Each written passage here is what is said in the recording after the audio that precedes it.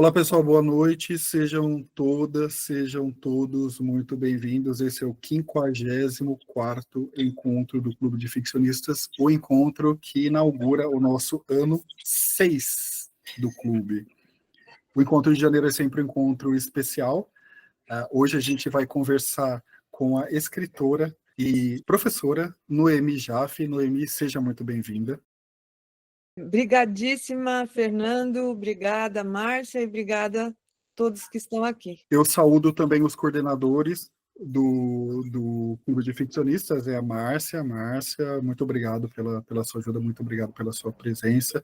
Eu saúdo os coordenadores do Clube de Contos, né, o Contos no Clube, o Alberto e a Paula. Muito obrigado, Alberto e Paula, pela ajuda de vocês.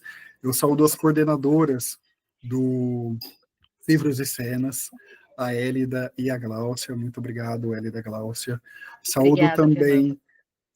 muito obrigado. Saúdo também a Gláucia, novamente, por também coordenar o Clube de Cartas Ficcionistas, e também a Yara, a nossa parceira, aqui também, que está organizando uma bela coletânea das cartas ficcionistas também.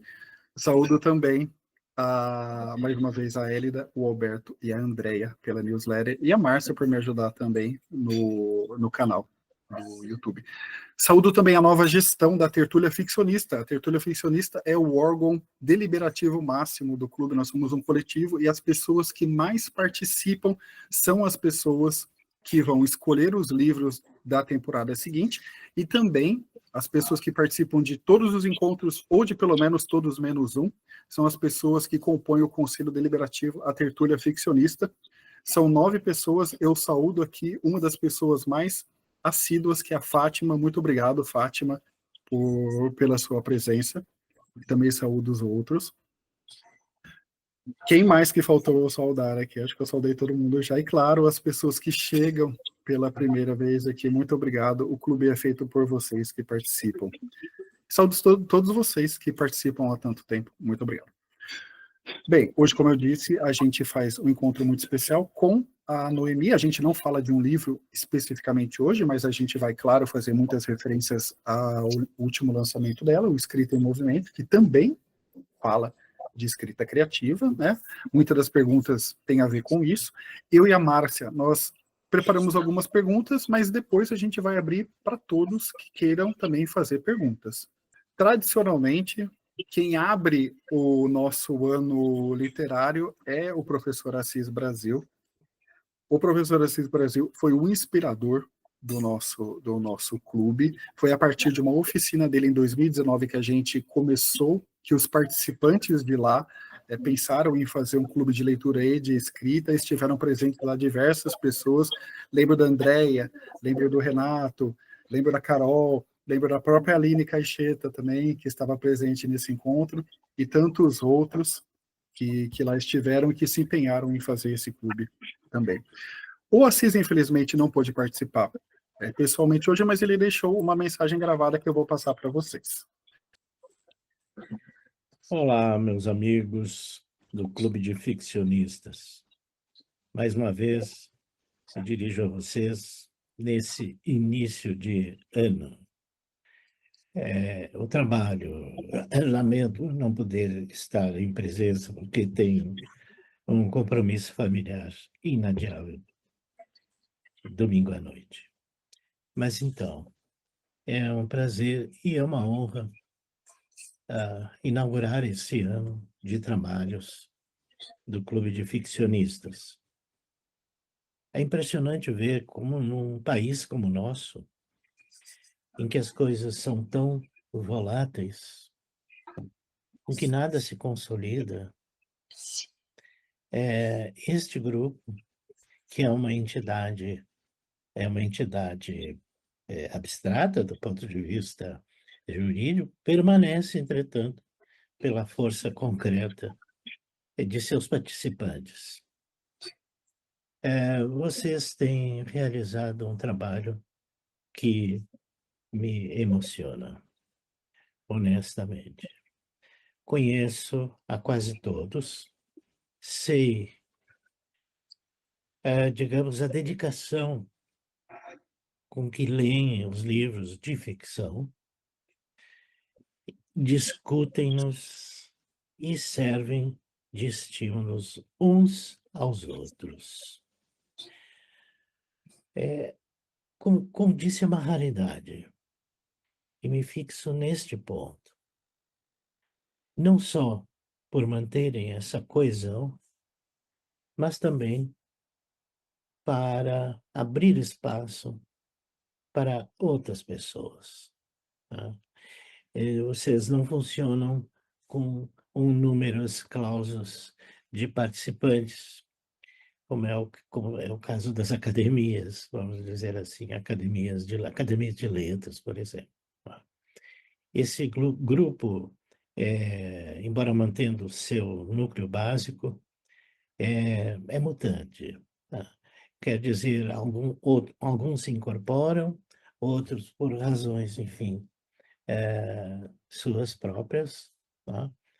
Buscam outros caminhos, mas essa mobilidade, a meu ver, traz uma transversalidade impressionante do ponto de vista dos conceitos acerca do que é literatura e, mais especificamente, o que é ficção. Tá? Essa grande mentira em que nós acreditamos. Tá? O nosso país tem uma longa tradição da poesia. Tá? E essa tradição se mantém bastante viva, vejo, bastante viva, em regiões mais ao norte do nosso país, em que se percebe uma grande produção poética, lírica. Tá? Embora os nomes que ultimamente têm lançado livros sejam livros de ficção. Tá? Mas então, vocês mantêm essa chama de não desviar-se do seu conteúdo, né? Quer dizer, do seu objetivo de interesse, de análise e de produção, que vem a ser o texto literário ficcional. Essa aventura que tem mais de 2000 anos e que considero uma corrida de bastão, que vem já desde Homero e chega aos nossos dias, transformando-se, seguindo sempre caminhos novos, atualizando-se com o tempo, com os costumes, com os temas que estão na moda. Temos recentemente no nosso país, como sabem, a ficção, partilhando alguns temas quase que por exclusivo. Tá? Isso não é bom nem mal, isso é o que é. Cultura é assim mesmo, cultura é processo, e nesse processo nós estamos, digamos, caminhando mediante algumas trilhas que parece que são do agrado do público, e vocês sabem bem quais são. Normalmente, não falando do tema, da questão temática, mas falando da questão técnica, são textos trabalhados com uma focalização interior, em primeira pessoa, com forte aproximação biográfica de seus autores. Tá? Não sei quanto tempo vai durar isso, mas certamente é um momento que nós estamos vivendo. Então, quando eu vejo um grupo, um clube de ficcionistas trabalhando, e tenho notícias aqui e ali dos assuntos que são tratados, dos livros que são estudados, eu me apercebo que não incidem diretamente nessas vertentes mais vistosas da presente literatura ficcional do nosso país, né? Indo para outras experiências estéticas, e isso me encanta, tá? Mas isso só é possível quando há um grupo determinado, como o grupo de vocês. Me resta desejar um bom trabalho para 2025, tá? E não nos deixe sem notícias, tá? Um bom ano, fiquem bem, bom trabalho por aí. Bom, é um querido mesmo, o Assis. Sempre um querido. É a primeira vez que ele manda um vídeo, ele sempre estava presencial assim, mas foi incrível, né? Então, o Assis é o nosso padrinho, né? E ele tem muito carinho pelo nosso clube, como vocês puderam ver.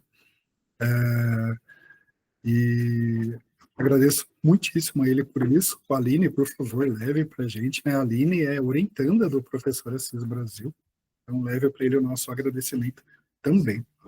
Ah, e claro, eu esqueci de mencionar que nós temos aqui uma fundadora também, Ana Carol Mesquita, tradutora de Virginia Woolf no Brasil. Carol, seja muito bem-vinda.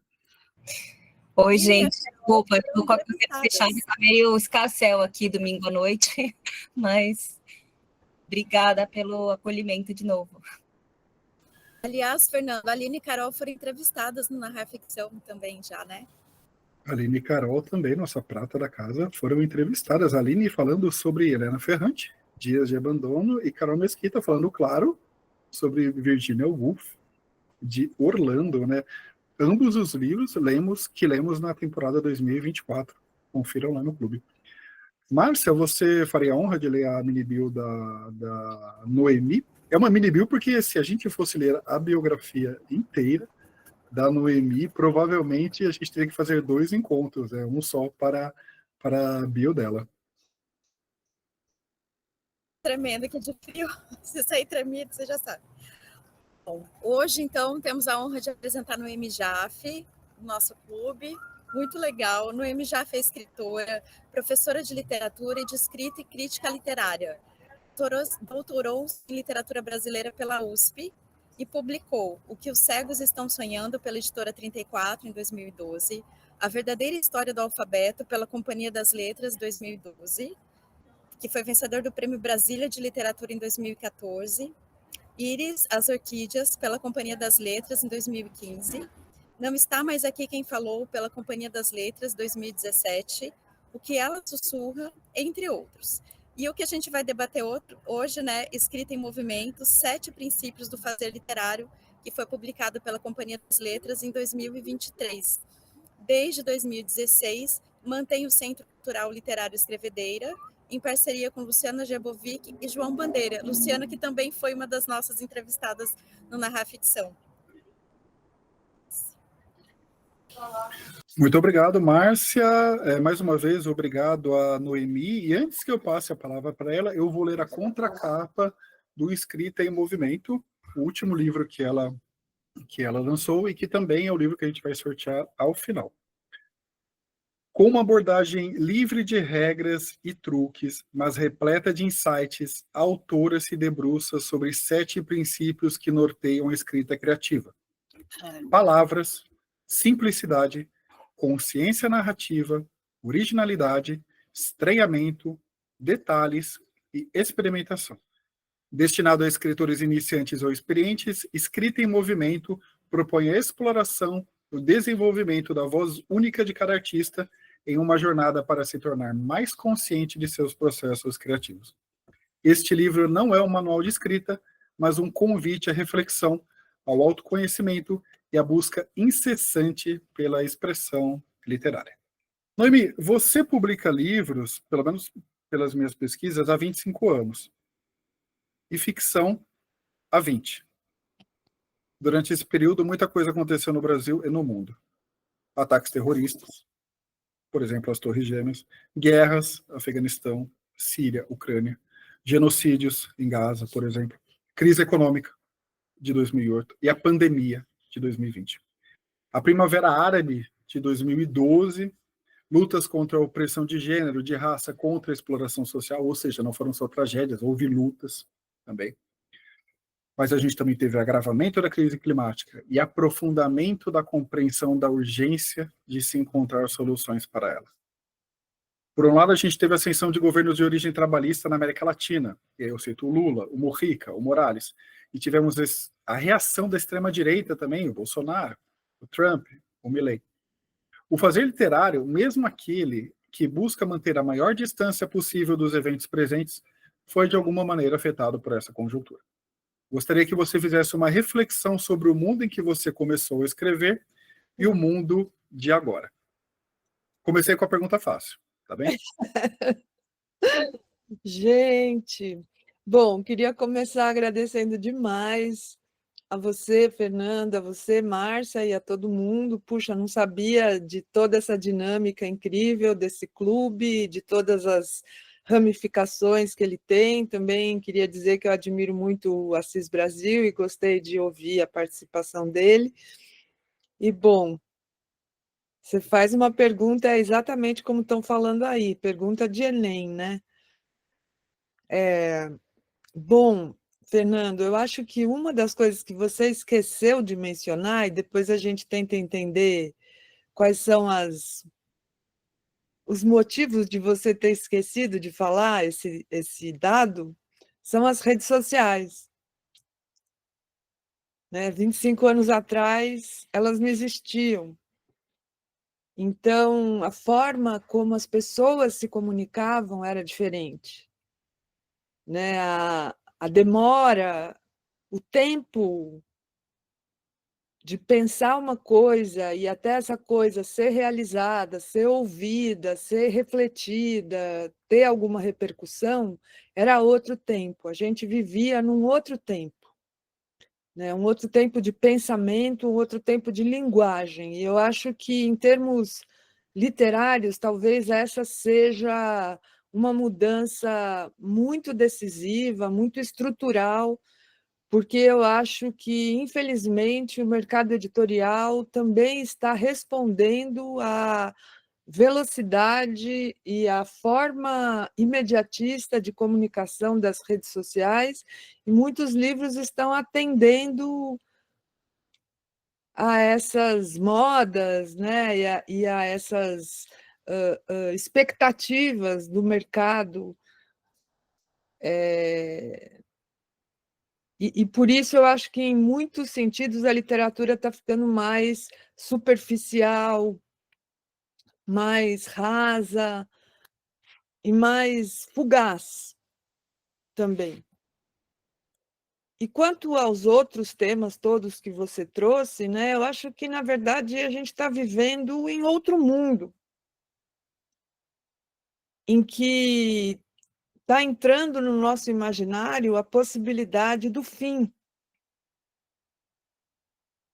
E, ao mesmo tempo em que a gente reage histericamente à possibilidade desse fim, aderindo às coisas mais apelativas e banais que surgem, achando que com isso a gente vai preencher o vazio que a perspectiva desse fim nos traz, ao mesmo tempo também essa perspectiva está agulhando o nosso inconsciente e entrando na literatura de uma forma interessante, quando a literatura é boa, quando ela é séria, né? Os escritores e escritoras estão começando a escrever com uma linguagem mais contundente, mais ácida, mais perturbada, né, por essa iminência de algo que a gente não conhece, né? Quase que também um espanto que, pelo menos, eu sinto, e eu sinto que vários dos meus amigos escritores sentem também, um espanto diante da ascensão dessa direita que você menciona, né? Essa extrema-direita, e a perplexidade imobilizada da esquerda diante dessa ascensão, né? Como que nós, escritores mais do campo progressista, mais à esquerda, como que a gente transforma esse pensamento em concretude, em ação, numa linguagem que dê conta de enfrentar esse novo mundo, né? Essa nova, como é que se fala em alemão? Weltanschauung, que é esse novo, não sei nem como descrever isso, esse novo quadro mental da história, né? Que a gente está passando, mas, enfim, não sei responder não sei te dar uma resposta conclusiva sobre isso, mas mais ou menos estou surfando por essas coisas que eu disse. Muito obrigado. Márcia? Falando de mudanças, né, Noemi, a literatura brasileira também passou por muitas transformações nesses mais de 20 anos. Então, vou dar alguns exemplos. Em 2021, Luiz Rufato lançava Eles Eram Muito Cavalos, um livro composto por fragmentos de diversas técnicas narrativas, cujos eventos se referem a um único dia na cidade de São Paulo. Em 2010, André Del Fuego lançava Os Malaquias, saga de 3 irmãos separados no nascimento, cujas trajetórias divergentes e com tons fantásticos ela vai tentar reconstruir. Foi vencedora até do Prêmio Literário José Saramago. Em 2019, Itamar Vieira Júnior lança a história de Bibiana e Belonísia, 2 quilombolas descendentes de pessoas escravizadas, valendo-se de uma linguagem ao mesmo tempo regional e poética. Também ganhou prêmios brasileiros e portugueses, um fenômeno de venda. Como você viu a trajetória da literatura brasileira nesse período? O que considera positivo e digno de nota? E o que acha que foi um retrocesso em relação a tendências do passado que foram abandonadas? Estou fazendo perguntas bem simplesinhas. A gente quer aproveitar todo o tempo, né? Então põe tudo. Resuma 25 anos em 5 minutos. Bom, eu acho que a literatura brasileira melhorou demais nesses últimos 25 anos, ganhou um estatuto muito mais, em termos quantitativos e qualitativos, muito mais vigoroso, muito mais dinâmico. Hoje a gente fala de inúmeras editoras, grandes, médias, pequenas, pequeniníssimas, editoras muito pequenas, independentes, que conseguem publicar livros que são premiados, escritores de todos os tipos e lugares e tamanhos e tendências e possibilidades, muito mais densidade narrativa, linguística, literária. A gente pode falar hoje de uma literatura brasileira efetivamente, né, que não necessariamente aborda temas brasileiros, mas uma literatura que poderia ter uma transcendência em termos geográficos, né, e além dos limites do Brasil, muito mais do que muito mais do que está indo, embora devagarzinho a gente consiga ir penetrando né, outros países, outras linguagens. Eu acho que está havendo uma coesão maior entre os países da América Latina, a gente está conhecendo cada vez mais a literatura latino-americana, e um distanciamento que existia muito grande entre os países da América Latina, hoje já não é tão grande, né? A gente agora sabe muito mais do que acontece na literatura argentina, chilena, colombiana, e uma das coisas que, na minha opinião, mudou muito nesses 25 anos aqui no Brasil é a presença das mulheres, né? Então, assim, grandes livros escritos por autoras, né? Grande presença das mulheres no mercado editorial, abertura das livrarias, curadoria dos festivais, né? Todas as livrarias de rua aqui de São Paulo são dirigidas por mulheres, né? E há um movimento muito grande que tem surgido, esse das livrarias de rua, que é muito positivo, eu vejo com muito bons olhos isso. E a quantidade de festivais e de prêmios. Então, esse, sem dúvida, é o aspecto positivo das mudanças que ocorreram nesses últimos 25 anos, uma atenção muito maior à literatura produzida por pessoas negras também. Então, esse é o aspecto positivo. E o aspecto negativo, Eu acho que eu falei na outra resposta que eu dei, de talvez, em alguns sentidos, uma priorização do tema sobre a linguagem, uma literatura que tem sido cada vez mais temática, em detrimento do trabalho com a linguagem. E isso eu acho que também é uma resposta imediatista às pressões das redes sociais. Uma literatura que é razoável, mas é mediana, na minha opinião. Excelente. Muito obrigado. Muito obrigada. Muito Acho que obrigado, o Noemi. Fernando tem mais uma pergunta, né? Sim, também fácil, tá? Para a gente. Tudo fácil. Noemi, você é uma escritora que se interessa por muitos temas, né? Em Íris, as Orquídeas, apenas para citar um exemplo, conhecemos a protagonista de mesmo nome, né, Íris, que foge da repressão soviética à Hungria em 1956. Ela é uma estudiosa de orquídeas e encanta Martin, o diretor do Jardim Botânico, e que vai ele mesmo, após o desaparecimento de Íris, né, tentar reconstruir sua identidade, a identidade de Íris, né, a partir de relatos e fragmentos deixados por ela sobre os mais variados assuntos. Então, linguística, ideologia, memória. Parecem ser temas ao mesmo tempo próximos e distantes de você. Talvez você utilize temas distantes para falar de você ou daquilo que lhe é caro. Como é o nascimento de uma história em sua mente? O que te provoca o comichão de escrever? E como transformar essa vontade em algo mais sólido, que diga algo também às pessoas que te leem? É difícil dizer, né, de onde surge.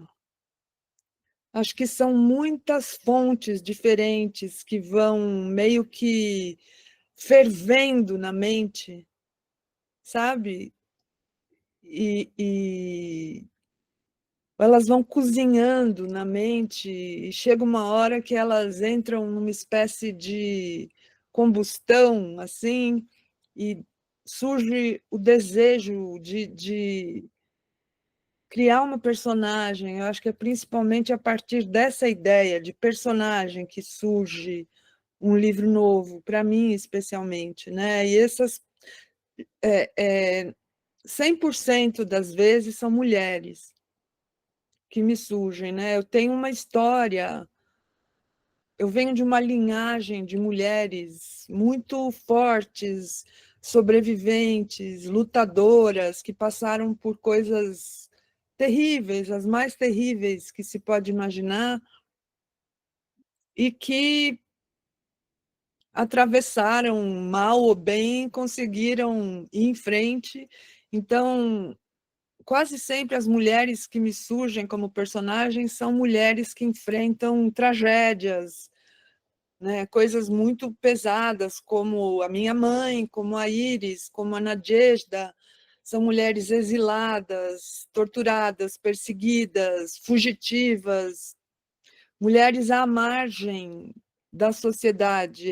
Esse lugar da margem é um lugar que me encanta especialmente. Um dos capítulos do livro Escrito em Movimento é sobre estranhamento, né? Sobre essa situação de você estar no mundo e não saber muito bem por que você está no mundo, o que você faz com a tua presença no mundo, por que o mundo é desse jeito, por que existe tanta injustiça, né? São pessoas que não se adaptam, seja por circunstâncias históricas, seja por a repercussão psíquica dessas circunstâncias históricas, pessoas que não aceitam, né? Que estão ali resistindo. Eu gosto muito dessa palavra resistência, pelos vários significados que ela tem, inclusive o sentido literal, concreto da palavra resistência, que é o de não permitir a penetração, né, de resistir à penetração, isso em termos de linguagem também, né, uma linguagem que não cede, que não sucumbe às pressões, né, que está sempre à margem, como essas mulheres. Então, eu acho que eu tento trazer, no máximo que eu consigo, uma coincidência possível entre essas personalidades, essas identidades e a linguagem que eu uso para falar sobre elas, sabe? E eu acho que é nessa combustão entre linguagem e vida que surge um romance para mim, surge um conto, uma personagem que me espanta e me encanta e me interroga. E eu quero ouvir as perguntas dessa personagem, saber o que ela está buscando, porque eu não estou atrás de respostas e nem de objetivos. Eu estou interessada em como a gente chega, como a gente caminha, como que o personagem se expressa, e encontrar e ouvir a voz dessas personagens, como é que elas falam, e menos interessada em saber a resposta, onde elas vão chegar, ou como elas vão se virar. Isso não me interessa tanto, não são os fins, mas os meios, sabe? Estou sempre interessada nisso, nessa luta, nesse atrito que é o caminho. Muito obrigado. Mara, você tem mais uma? Sim, vamos lá. O pessoal foi lendo o seu livro, né, Noemi, conforme a gente foi divulgando, tal, e as pessoas estavam gostando muito.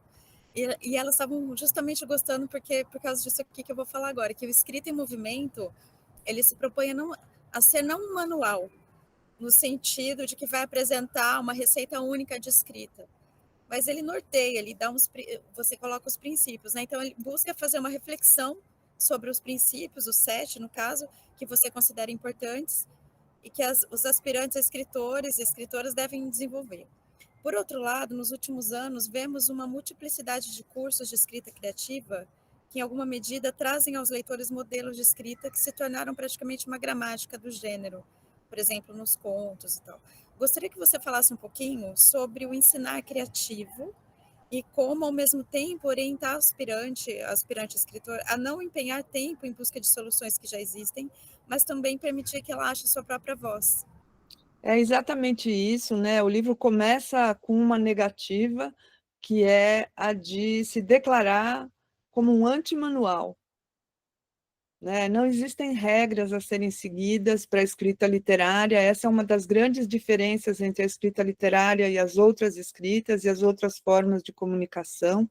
A gente tem a possibilidade de criar as nossas próprias regras. É claro que para poder transgredir as regras, a gente tem que conhecê-las.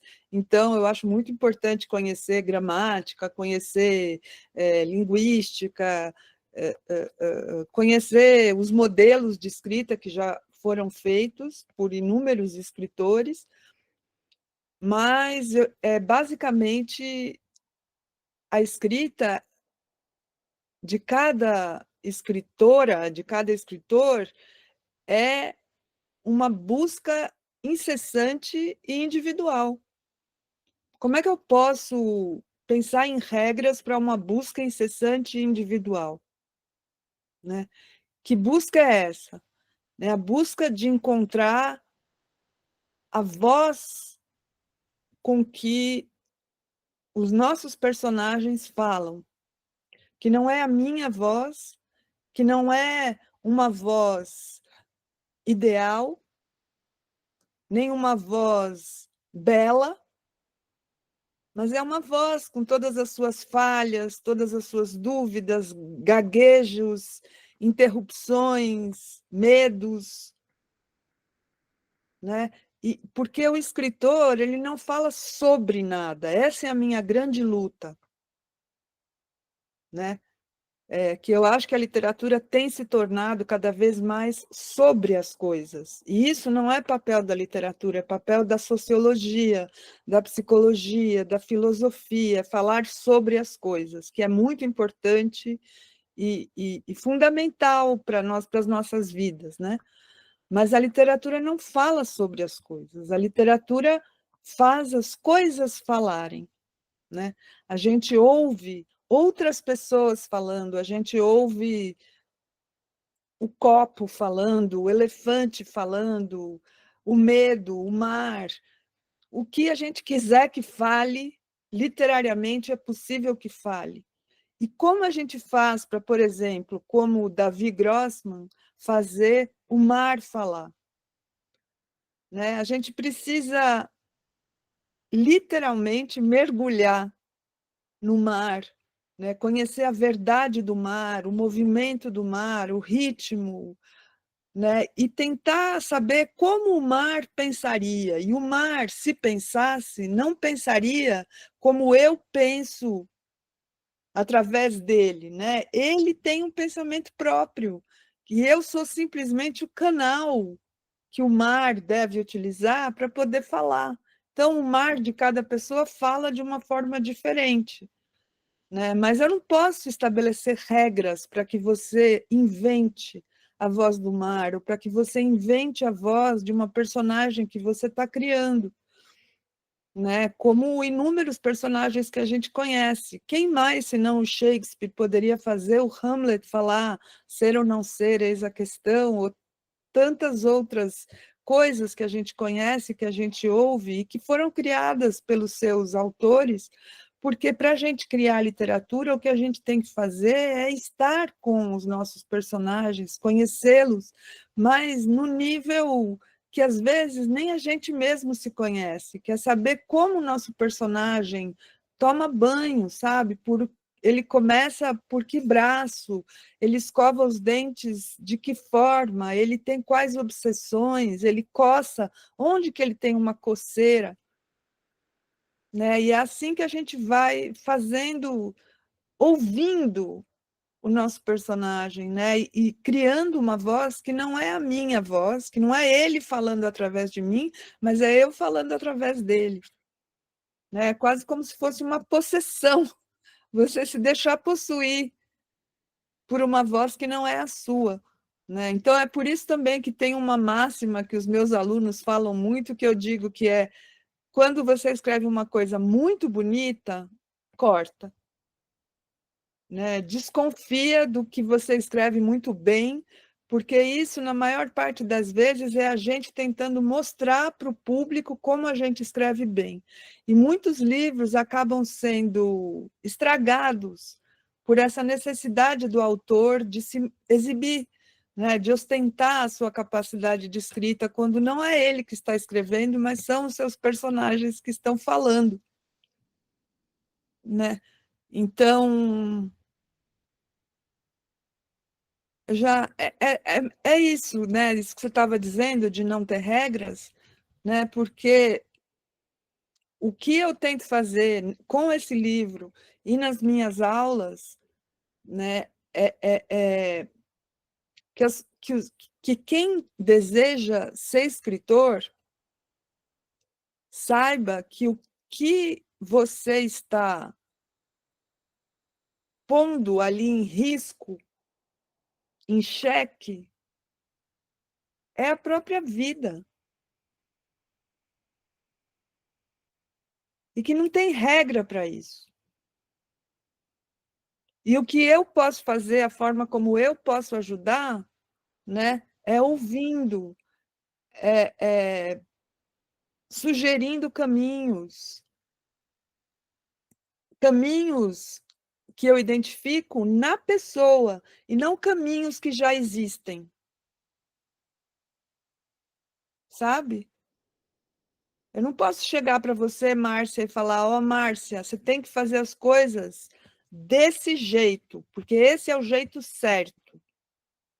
Eu tenho que conhecer você, Márcia, saber como você é, como você pensa, como você sente, quais são as suas circunstâncias, e dizer: ó, Márcia, de acordo com o que eu conheço de você, talvez fosse legal você ir por aqui.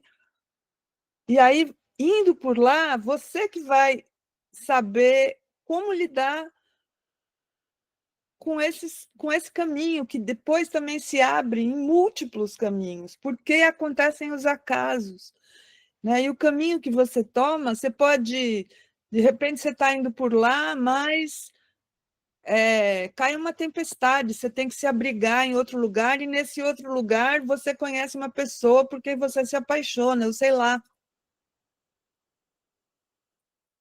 né? Como é que eu posso dizer, faz assim, se eu não conheço, se eu não sou você? Eu posso ajudar, né? Mas eu não posso dizer para você, esse é o certo. Muito obrigado, Noemi. Muito obrigada, muito obrigada. Pessoal, a gente tem mais 1 hora de encontro, né? E, na verdade, um pouco menos, né? Porque a gente tem o sorteio no final, etc., né? Então, eu vou começar a abrir para o pessoal fazer as perguntas. Andréia, você... 2, 3 minutos para a sua pergunta, tá Para bem? começar, tudo bom, Noemi? Um prazer te ouvir aqui, muito bacana. Eu tenho uma curiosidade e uma pergunta. A curiosidade é saber do teu processo mesmo, se você é uma pessoa que anota as ideias num caderninho, se você é mais de escrever à mão e depois passar para o computador, como que é? Aí é uma curiosidade minha mesmo. E a outra pergunta é sobre um estudo recente que saiu falando que o brasileiro está lendo cada vez menos, né? E eu queria saber como você acha que a gente pode trazer os jovens para a leitura, né? Assim, é claro que a gente precisa trazer todo mundo, ninguém está lendo nada, tem as redes sociais, mas assim, especificamente eu penso muito nesse público, o público do TikTok, né?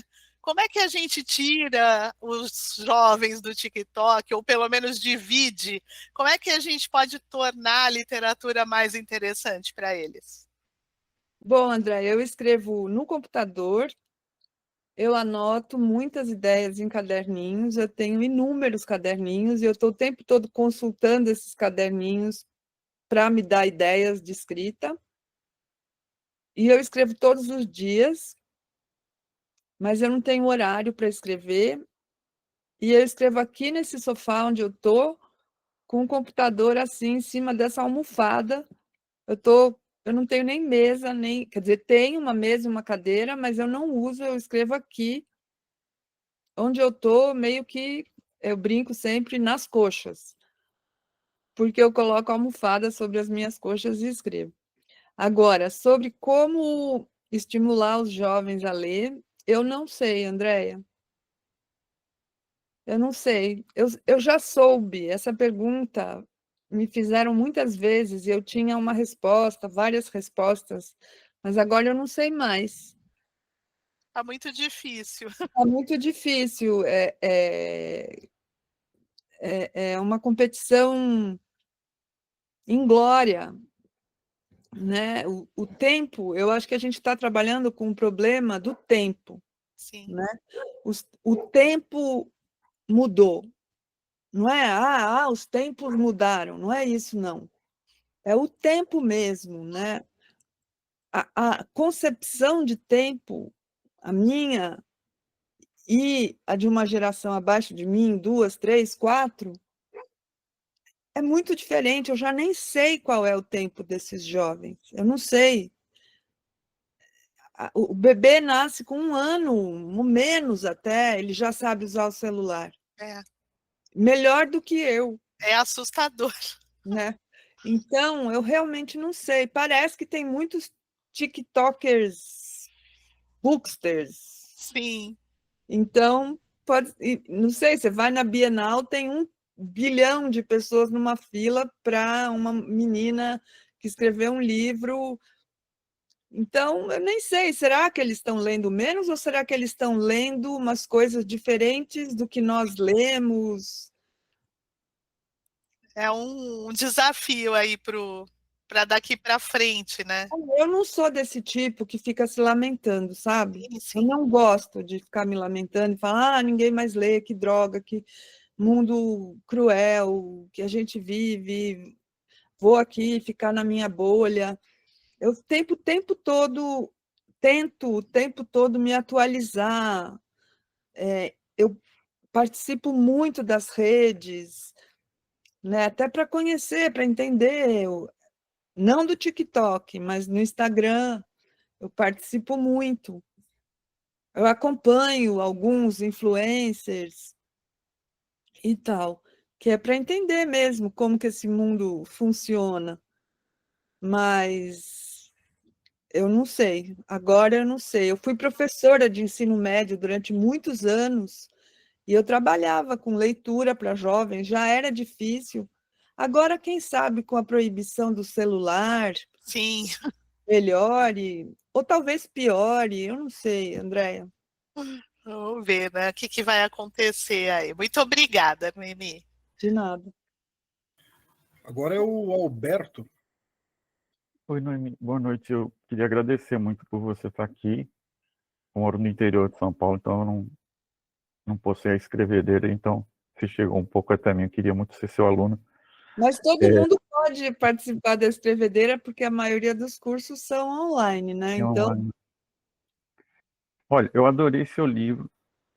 Eu acho que ele não fala só de escrita, de alguma maneira também fala de leitura, não só porque você dá exemplos muito interessantes de autores, mas porque a gente vê a estrutura, assim, como esses andaimes, mesmo frágeis, são construídos assim. Mas eu queria fazer uma pergunta justamente assim sobre isso, assim, sobre os leitores. Aqui é um grupo de escritores que leem, que é um pleonasmo, né? E de leitores que escrevem, que não é a mesma coisa. Mas tem logo no início, acho que na introdução, tem um trecho que você escreve assim: a escrita literária não é algo que se atinge, entre aspas, que se conquiste, entre aspas. Ao contrário, é o não estar pronto, entre aspas, que faz com que o escritor possa cada vez mais se aproximar de uma escrita original. E aí eu peguei um trecho do Piglia, do livro chama O Último Leitor, que eu achei um paralelo, mas só que falando de leitores, né? Ele fala assim: um leitor também é aquele que lê mal, distorce, percebe confusamente. Na clínica da arte de ler, nem sempre o que tem melhor visão lê melhor. Ele estava se referindo ao Borges, né? Ele fala que o Aleph é um objeto mágico, míope, que desorganiza o universo e que sempre tem alguma coisa indecifrável, alguma coisa que você não consegue completar. Então, eu queria que você... não sei se dá para fazer esse paralelo entre essa falta, né, essa coisa que falta, que você fala, é bom não é sempre bom ter essa falta pro escritor e para o leitor também, se é possível, se você tem essa, porque você fala de escrita original, se é possível ter essa leitura original a partir também dessa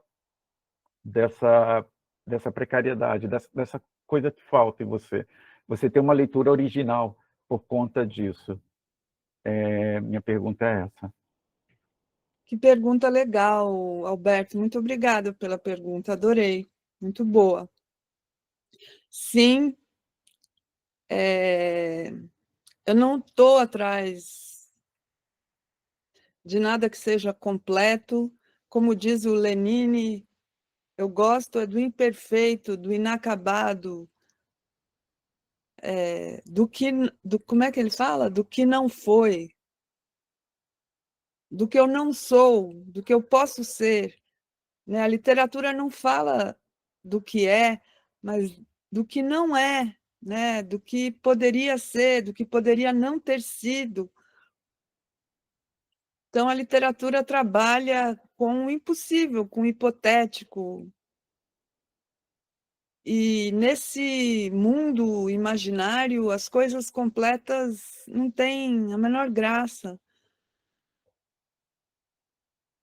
E eu acho que a falta, né, a carência, o buraco, o vazio,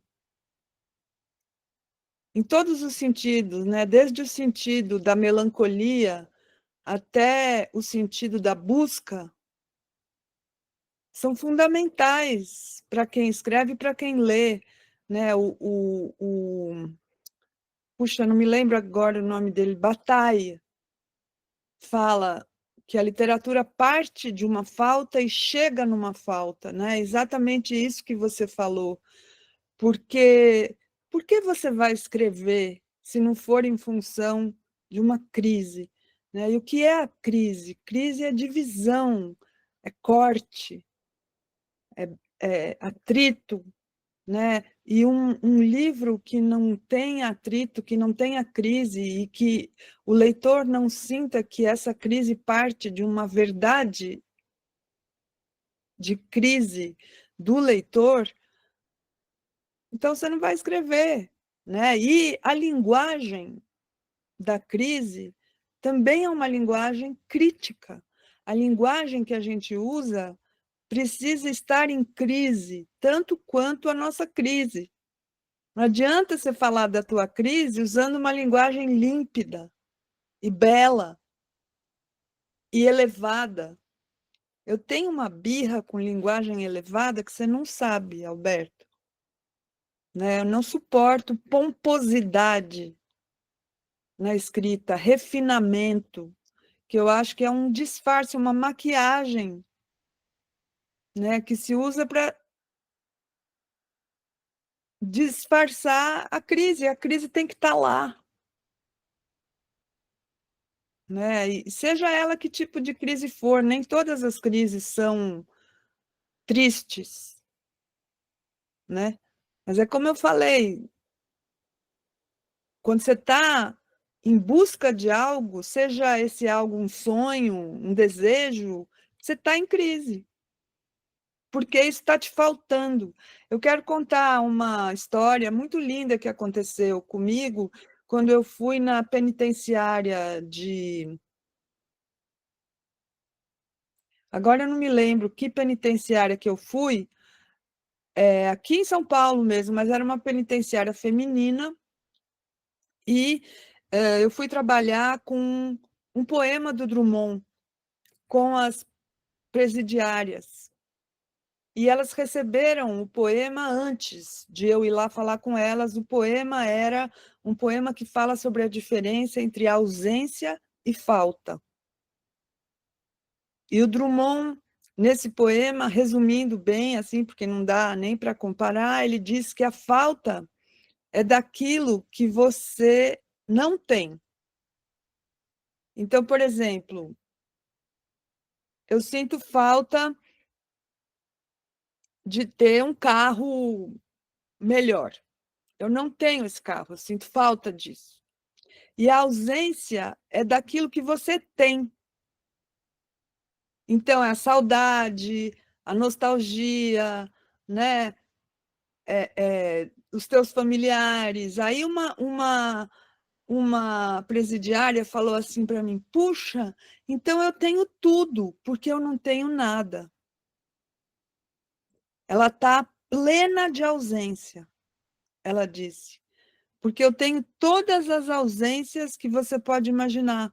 Eu não tenho casa, eu não tenho travesseiro, eu não tenho minha família, eu não tenho nada. Então, eu tenho tudo, todas as ausências dentro de mim.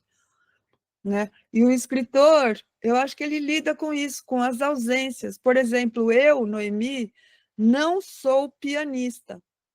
Essa é uma grande frustração minha. É uma das grandes frustrações da minha vida. Então, bora lá ser pianista na literatura. Sabe? E é isso, é a falta que compõe a presença, né? A palavra.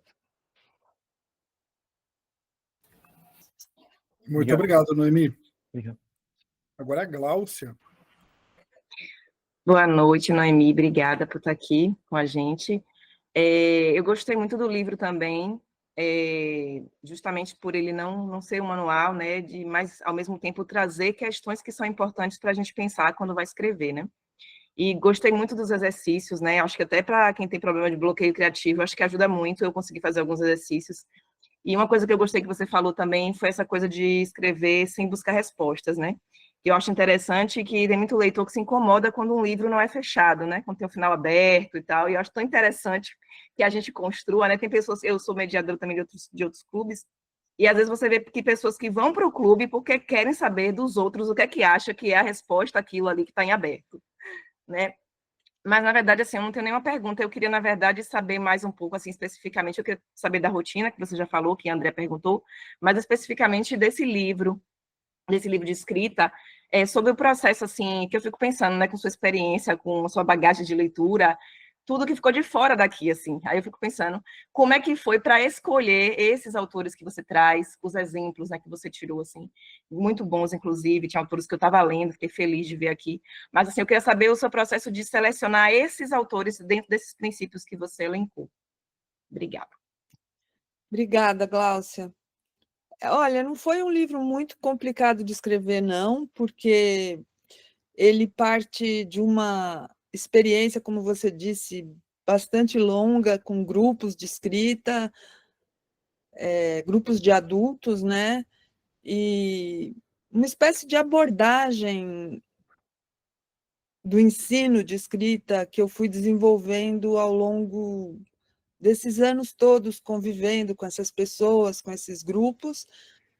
E se vocês forem até ver na Escrevedeira, tem um curso pré-gravado meu, que é 5 princípios do prazer literário, que é a base, na verdade, esse curso é a base da escrita desse livro, que já tem 2 princípios a mais do que os do curso, e se eu fosse hoje escrever um livro, já teria mais princípios. Então, não foi difícil escrever, foi assim, tentativa de passar para o papel as coisas que eu fazia falando, né? E muitos cadernos de aulas preparadas, assim, se você for ver minha biblioteca, a maioria dos cadernos é preenchido com preparação de aula, né? E aí depois, então, os exercícios são muito também os exercícios que eu dou em sala de aula e que eu fui inventando com o tempo e fui aprendendo com outros professores e também com os meus próprios alunos, e a escolha dos escritores foi baseado no meu gosto pessoal também, tentando chegar numa diversidade de formas de escrita, de tipos de escritores, para contemplar não só um único tipo de escrita, mas vários, né? Então, tem o Jefferson Tenório, tem o Edmilson, tem a Bia Bracher, são muito diferentes. Então, eu quis contemplar essas diferenças pela escolha dos escritores para quem eu fiz perguntas sobre cada princípio, né? E eu achei que seria bacana as pessoas não lerem só a mim, mas justamente ouvirem como que os escritores entendem aquele princípio de formas diferentes.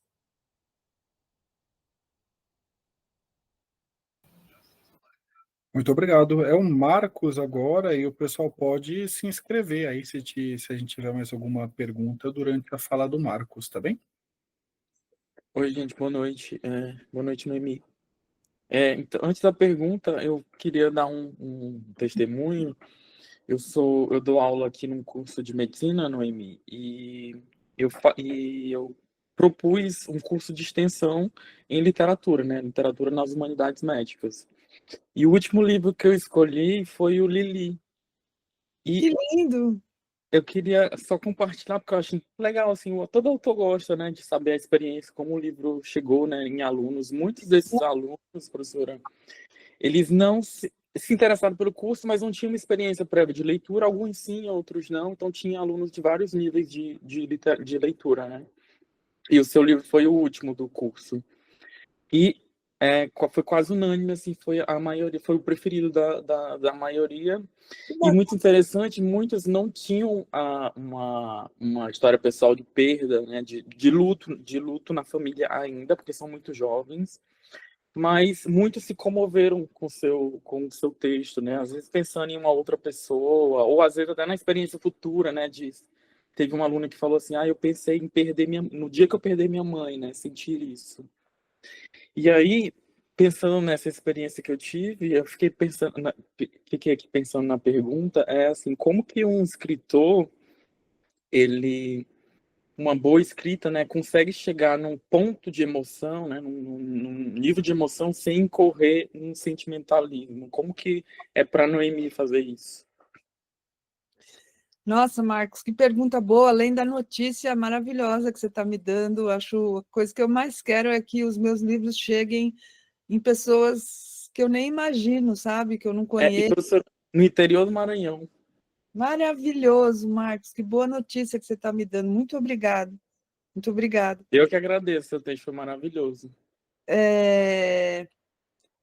Bom, não incorrer em sentimentalismo é a minha luta, é a minha grande briga. Não é fácil, porque eu sou muito sentimental. Eu sou uma manteiga derretida, né?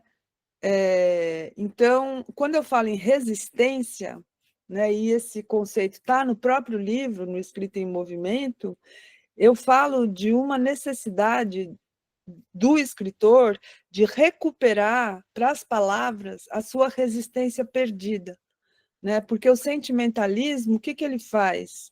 Ele, como é que fala? Espana. Espana que fala quando o parafuso cede, assim que fala? O sentimentalismo, ele espana as palavras. Ele faz com que elas percam a sua força, né? A sua verdade etimológica. O sentimentalismo amolece tudo, deixa tudo melecado, né? As palavras ficam untadas de manteiga e aí elas perdem todo o seu vigor, toda a sua elasticidade, toda a sua o seu aspecto, a sua, como é que fala essa coisa que a gente perde quando a pele envelhece? Como chama isso? Colágeno. Colágeno. O sentimentalismo faz as palavras perderem o seu colágeno original, né? E o escritor ele precisa recuperar o colágeno das palavras. Então, eu faço muito esse exercício, e é um dos exercícios que tem no livro, né? Por exemplo, como é que você diz "eu te amo", que é uma frase melecada, com colágeno? Né? Então, como que você diz isso? Você tem que quebrar a tua cabeça para conseguir dizer "eu te amo" de uma forma que o leitor sinta como o personagem ama. E ouvir "eu te amo" não vai causar mais nenhum estranhamento, nenhuma surpresa. Você tem que reinventar "eu te amo", como a Alice Ruiz faz, dizendo: "Rede ao vento se torce sem você dentro". É uma coisa assim, agora eu esqueci os versos. Mas é isso, né? A rede se torcendo sem você dentro é "eu te amo". Né? Inúmeras outras formas de dizer "eu te amo" que sejam mais surpreendentes, inovadoras, né? Como o Guimarães Rosa, quando ele coloca o Sionésio para pedir a Maria Hesita em casamento: "Você, Maria, quererá a gente, nós dois, ir e vir, nunca mais precisar se separar?" Aqui, alguém colocou o verso certinho aqui. "Rede ao vento se torce de saudade sem você dentro". Né? Então, é assim que a gente luta contra o sentimentalismo. E o sentimentalismo ele é um vírus, né, que te ataca e você fica doente. O sentimentalismo é uma doença. E aí você vai, embarca nele e acha tudo lindo, o pôr do sol, a tarde, no barquinho, e o vento, a brisa leve que sopra, e o crepúsculo que cai. É horrível. Muito obrigado, Noemi. A gente tem agora a Ana Lúcia. Pode fazer a pergunta, Ana Lúcia.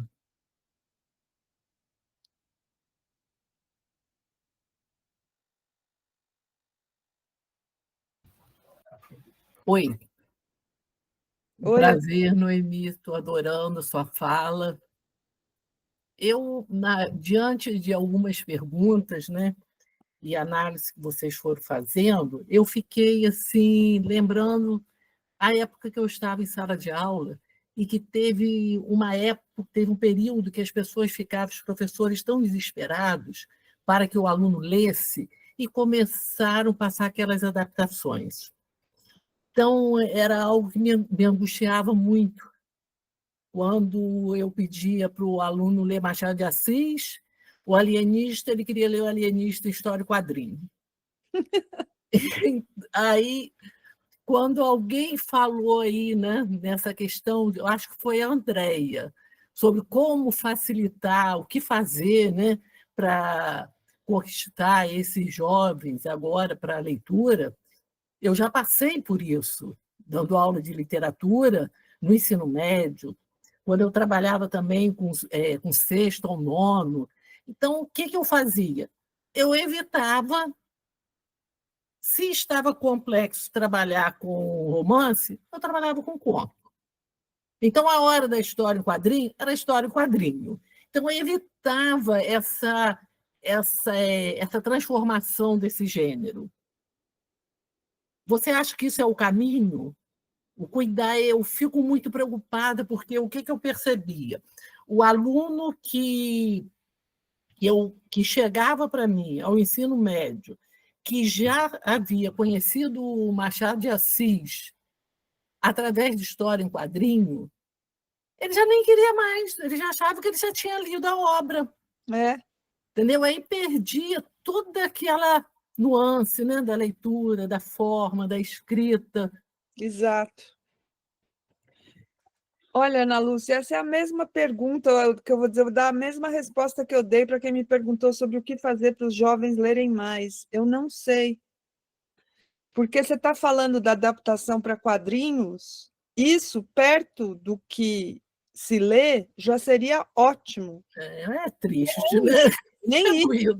Não leem nem história em quadrinhos. Elas leem, se tanto, o resumo do vestibular, o resumo que esses sites de resumo fazem e fazem bem, e que são suficientes para os alunos responderem as perguntas da FUVEST, né?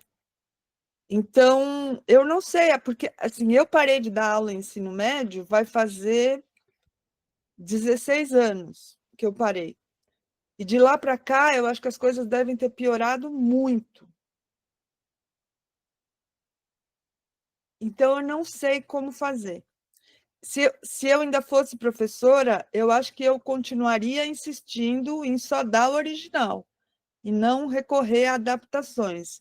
Mas eu não sei, porque eu já sofria isso 15 anos atrás. Agora eu acho que eu ia morrer de tanto sofrimento, porque não ia conseguir convencer.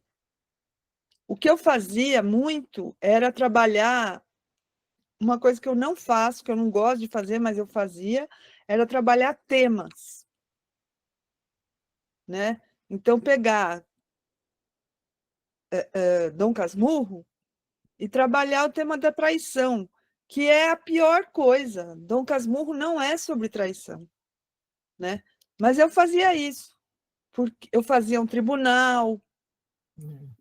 Fiz muito. Tribunal, defendendo a Capitu, defendendo o Bentinho e tal, aí era uma maior bafafá que fazia. Então, eu acho que por aí, né, pega o livro do Itamar, vai discutir os quilombos. Então, vira um tema, vira quase aula de sociologia, ou aula de política, ou aula de direito, não aula de literatura, mas não faz mal, pelo menos assim as pessoas talvez se interessem, porque se você tem que ser do time da defesa da Capitu, você vai ter que ler as falas da Capitu para poder argumentar. Então, eu fazia um pouco isso, mas eu já não sei se isso hoje funcionaria. Bom, Noemi, muito obrigado pela sua aula. Foi incrível. E eu gostaria de agradecer, né, também em nome de todos os coordenadores, de todos os participantes do clube, o carinho que você dispensou a gente. Muito obrigado também por ter por ter participado do nosso Narrar Ficção também, um dos episódios mais vistos. E espero assim, que se em algum momento você conseguir participar de um outro encontro nosso também, será muitíssimo bem-vinda. E também gostaria que o pessoal que tiver interesse, claro, em desenvolver a sua própria arte da escrita criativa, que entre em contato com vocês, lá na Escrevedeira, né? Tem cursos muito interessantes também, sempre tem eventos, né? Aí está o endereço do nosso site e o Instagram também, para vocês seguirem a gente, assinarem a nossa newsletter. Agora acabaram de sair os cursos novos de fevereiro, estão tinindo, assim, acabando de sair do forno, várias oficinas longas para as pessoas realmente entrarem no processo de formação de escrita com professores excelentes. Chegamos ao final do 54º encontro do Clube de Ficcionistas. Muito obrigado a todos que participaram pela primeira vez. Muito obrigado a todos que estão participando a cada encontro. Muito obrigado a todos que retornaram. Foi um grande prazer. Espero que vocês participem mais esse ano. Espero que leiam, que apresentem também os livros para a gente. Espero que vocês proponham debates interessantes no nosso grupo de WhatsApp. Espero que vocês contribuam com o Catarse. Espero que vocês proponham clubes derivados, coordenem, ajudem o pessoal que coordena também. E é isso. Muito obrigado, gente. E assistam o Narrar Ficção. E assistam Narrar Ficção também. Foi um grande prazer tê-las e tê-los hoje. Começamos em grande estilo, hein? E leiam a lista de cartas newsletter. também. E leiam a newsletter, a participem do Cartas, do Cenas. Muito obrigado, gente. Boa noite a todos. Boa semana. Próxima semana. Próximo encontro.